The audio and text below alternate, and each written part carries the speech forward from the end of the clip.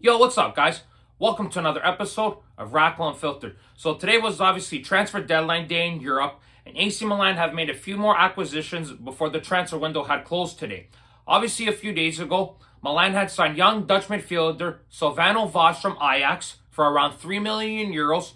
Sylvano Vos will join Milan's under-23 team, Milan Futuro, and he will be playing with the likes of Francesco Camarda, Bartasaghi, Zeroli, and Liberali. So Sylvano Vos is a very good young Dutch midfielder. A lot of fans in Ajax did not want them to sell him to Milan for such a cheap fee because apparently he has such a high ceiling and a lot of potential to become a great midfielder. And he's a holding midfielder, a position that Milan need for the future, of course, for sure, because we don't know what's going to happen in that position moving forward. So it's a great, cheap purchase for Milan, and it's a good investment for them moving forward.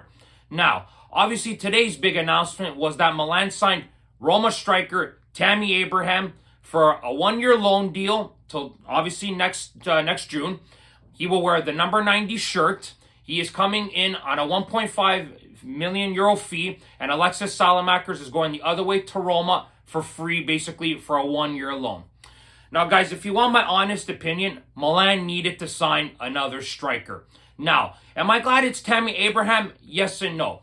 Yes, I'm glad it's Tammy Abraham because I think Tammy Abraham will get himself affiliated into Milan's squad immediately because he's going to have a sense of comfortability because he will have a lot of former teammates at Milan with the likes of, obviously, one of his closest friends in Fikayo Tomori, of course. He's going to have another teammate of his in Ruben Loftus-Cheek, who they've won in England, of course, at Chelsea in the younger ages. And then you have Christian Pulisic, who he played with at Chelsea, of course, as well.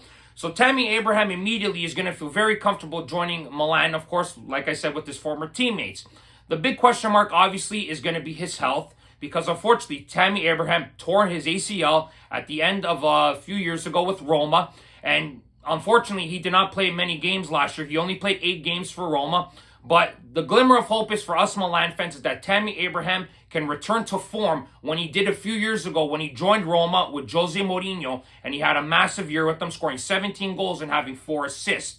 Now, if Tammy Abraham can get back to that type of form, he could be really helpful for Milan. Because, guys, if you want my honest opinion again, I do not think Luka Jovic should be starting for Milan when Alvaro Morata was either hurt currently, of course, where he hurt his groin after the Torino game, or, like I said, starting matches, okay? Luka Jovic is a guy who you bring off the bench who can help when it is late in games where he's fresh legs and he could score like a late-minute goal or he could track back and help defend. But other than that, guys, I really think Milan needed to get another guy, and I'm really glad they got Abraham because he's tall, and we needed a tall striker, guys, because, like I said, Jovic as well is not tall. And we can't rely on Morata. Clearly, he's 31 years old. I know he's not old yet, but look what happened. He's already out 3 weeks. Okay, Luka Jovic didn't do very much when he came into the game. I know he came in as a substitute for Noah Okafor, but I do not feel confident with having only Luka Jovic as the only backup to Alvaro Morata because, to me, guys, Noah Okafor is not a number 9. Noah Okafor is a backup to Leao. He is best suited as a left winger behind Rafa. Now, speaking of Rafa Leao and Milan, of course, Milan have a big game tomorrow against Lazio, a very important game, not only for Milan themselves, but probably Paulo Fonseca, because Milan, as we know, has only accumulated 1 point in 2 matches, which is not good enough, okay? And then Paulo Fonseca apparently said he's going to make massive changes to the 11, and I saw from Sky Sport today what the 11 looks like, and here it is, guys.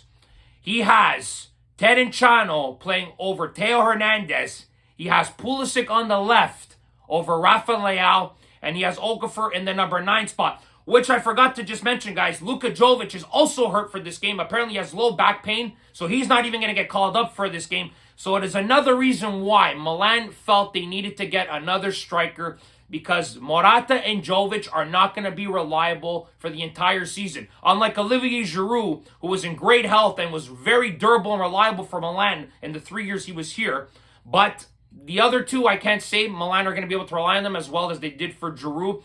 So this is why I think Milan went out and got Tammy Abraham. Now, there's other chats about how Milan were going to sell Salamakers and 10 million euros for Tammy Abraham, which obviously Roma would switch over and buy Manu Kone. But luckily enough, Milan made some smart financial business here by only doing a straight loan swap with Roma. But in the end, guys, Manu Kone did end up going to Roma anyway. So regardless of what happened with this deal, it seemed like Kone was destined to go to Roma because Milan was not able to offload Ismail Benacer. Now, Benacer seems to be staying at Milan, which I'm totally fine with. But Benacer needs to stay healthy if he's going to be any type of help for Milan in this upcoming season. Now, speaking about the game for tomorrow regarding Lazio, I don't know if Tammy Abraham is going to get called up, but they should call him up because if he is healthy and ready to go, Milan should call him up. We need him to play. We need a striker, of course, because if Okafor doesn't do anything in a half tomorrow, Milan should sub in Tammy Abraham because we're going to need him desperately and immediately. Okay, and I'm telling you guys right now, with this 11 that I just showed you with Paulo Fonseca, if Milan lose again tomorrow, my God, the pressure just mounts even more for AC Milan moving forward.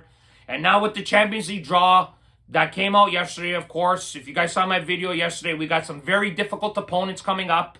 Okay, and for Fonseca to be fully ready to play those teams, he has to get his 11 sorted out immediately. And this is the third game already now, and he's already making changes again. So he still does not know who his 11 is moving forward, and that is an extreme cause for concern. Do I trust Paulo Fonseca? I do not. Like I said when they hired him, I give him 10 games. Do I think he's going to make these 10 games if they lose tomorrow?